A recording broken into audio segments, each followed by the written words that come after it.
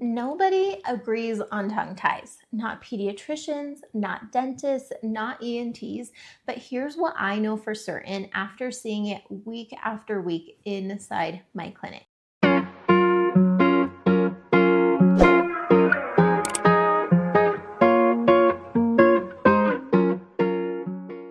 So if you're curious about tongue ties, this conversation is for you, and we're going to discuss it from a few different avenues. So hopefully one of them will resonate with you.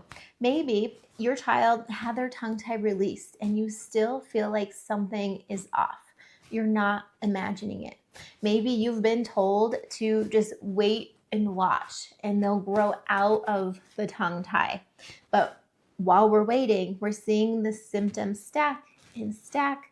Or maybe we did a tongue tie release and we didn't do any pre or post-op myofunctional therapy, or there's several different types of therapy that we can be doing with this. And that's a big problem. And that might be where we're seeing those symptoms are still resolving, or the tongue tie wasn't successful and it healed right back to where it was before. So there's a lot of different discussions around tongue ties, and we'll try to cover several different aspects. And I have seen this throughout my practice in so many different stories where we waited, we had the tongue tie release done same day and it wasn't successful. And then of course, we know the research, we know how to properly personalize these so that we can be successful with this. And I don't want you to be in that same scenario where one, you're stuck not knowing what to do, or we rush into it without the proper thoughts and planning behind it. So why does this matter?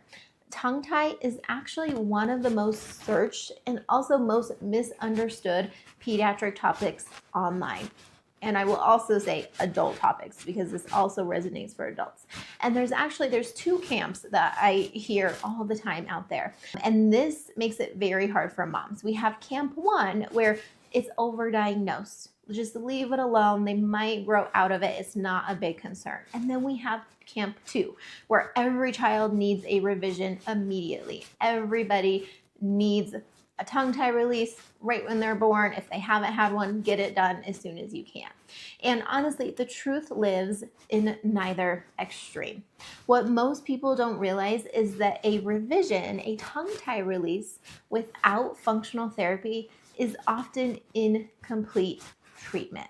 I like to think of a tongue tie release as a process, not a procedure. It's not something where we typically go in and they offer, oh, we have time in our schedule, we can release this same day. There's a lot of different factors that we need to think about to make this successful. And I know that there's also so many moms out there who've been told that your child doesn't have a tongue tie when she suspected one, when she was dealing with a nursing problem. All of those signs and the symptoms that we see, years later, you're learning, oh, they really did have a tongue tie. I knew it. So I want you to trust your gut and really pay attention to what you're feeling. We also know a lot of moms out there who have the tongue tie release done and the symptoms returned or the symptoms didn't get better. And that's typically because we're missing some sort of therapy. We're missing some piece that we needed to stack on top of the tongue tie release, because again, it is a process, not a procedure. So what is a tongue tie actually? Let's talk about what it isn't. So everybody has a frenulum. So this tissue under the tongue, if you put your finger under your tongue, everybody has that. So that's called a frenulum. Now, ankyloglossia is restricted lingual frenulum, which is a tongue tie. A lot of times how this is assessed, which is not proper, somebody will ask, just stick your tongue out. Can you stick your tongue out? And it's not just about whether the tongue can stick out. It's not just about whether the tongue can move in any direction. It's about function.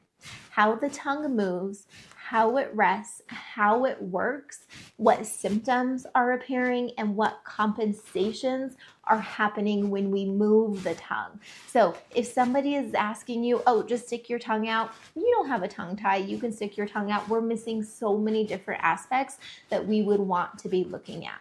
And posterior tongue tie is really one of the most commonly missed aspects when we're assessing for tongue tie. And a tongue that can stick out can still be functionally restricted, either from the anterior, the tip of the tongue, or all the way to a posterior. And we see this happen all the time, where we had a baby who difficult nursing, had colic, was just very fussy as a baby, had all those traditional symptoms, but was cleared by a pediatrician because the tongue could stick out, because they were gaining weight. How many times have we heard that? Oh, they're gaining weight, they're eating, so it's not a big deal. But what I want you to know is our bodies are very good at compensating. And that's why so many cases are missed or mismanaged, because most providers are just checking, stick your tongue out. Oh, they're gaining weight, it's not a big issue. And we're not taking a look at everything overall. And so when our bodies compensate, we can get the job done. Our babies can nurse, we can eat, we can talk, we can do these things, but there's a compensation that's happening deeper inside the body that over time, we're going to see a lot of issues arise from. So we can't just be looking, can they stick their tongue out? We need to be looking at the symptoms that go along with it. We also know that the tip of the tongue is not the entire story. The middle or the back of the tongue, what you often hear called posterior tongue ties, those can be subtle, and they're often what looks to be invisible without a proper assessment. We also know that myofunctional therapy, or the revision without myofunctional therapies, where we just cut the tongue, but there's no retraining of the muscle, that leads to a lot of issues down the road too. So the tongue is a muscle. It's just like you wouldn't expect a torn ACL to heal without physical therapy. The same thing with the tongue. We can release the tongue, but the tongue is going to do what it's always done, which is not function properly. So it gives it the mobility to do so, but it doesn't give it the function. So that's why often we see babies who have tongue tie releases done end up in myofunctional therapy throughout their lifetime, because at that age we can release the tongue, we can provide more mobility, we can try feeding therapy, we can try to introduce tools, we can try to do everything we can at that age, but we still might be lacking some of that function. And so that's why sometimes where moms will feel like, oh, I did everything, I did the post-op exercises, I did the stretching, but we still ended up in myofunctional therapy. I want to normalize that, because it's teaching the tongue how to function again. The tongue tie release gives it mobility, and the therapy gives it the function. And when we talk about age, it looks different at all ages. And sometimes it'll seem like they grew out of it. But what we tend to see is that it just changed into different symptoms. So in babies, we might be noticing painful latch, clicking, the little blister on the lip, gas, colic, difficulty gaining weight. In toddlers, we might see speech delays, picky eating, open mouth posture. We see like torticollis, tummy time issues. And then we see in school age kids, we see the mouth breathing, the snoring, the behavioral issues, the crowded teeth. When we turn into teens and adults, we see jaw tension, headaches, sleep apnea, forward head posture. The restriction doesn't disappear. The symptoms just migrate. And we have seen this effect in one of our clients. She thought she had plantar fasciitis her entire life. Her feet, everything they tried was diagnosed with plantar fasciitis. She got her tongue tie released. Immediately after, she felt relief in her feet. So we have symptoms that would seem completely unrelated, related to the tongue, because it's connected to the fascia inside your body. So we have a connective tissue that's called fascia, and it runs from the tip of your tongue all the way down to your toes. So we can see tightness in the feet, we can see tightness in the diaphragm, in the chest. With women, we see pelvic floor issues and concerns. So it really can affect full body. And it's really important that we're taking a look at this as a team. It's not just a tongue tie release specialist. You go get it done. It's really looking at, do we need myofunctional therapy depending on the age? Is it an age and a time where we can do myofunctional therapy? Do we need body work, CFT, CST, physical therapy, feeding specialists for babies? There's so many different aspects that we can look at based on the specific symptoms, the outcomes that we're seeing, and that's why post-revision therapy is a non-negotiable. Pre-revision therapy is a non-negotiable, and it looks different at every age. And that's why it's important to really have a team, to have somebody knowledgeable that specializes in this.